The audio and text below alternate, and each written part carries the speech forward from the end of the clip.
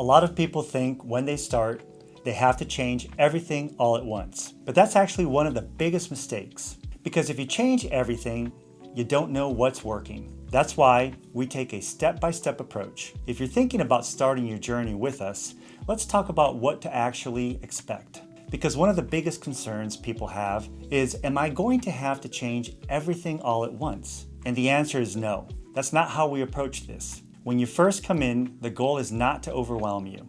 The goal is to understand you, your history, your habits, your past experiences, what you've tried before and what worked and what hasn't. That first consultation is about gathering information. It's a conversation because before we can make any recommendations, we need to understand the full picture. From there, we build a plan, a detailed, structured plan that's specific to you. But here's the important part. That doesn't mean you're doing everything in that plan all at once.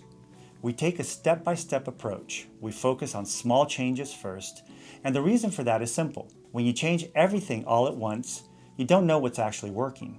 But when you take a more focused approach, you can see progress more clearly. You can feel it, and we can measure it, whether that's through how you're feeling or through actual data and testing. We're able to understand what's making the difference. And then we build from there. That's how you create real, sustainable change.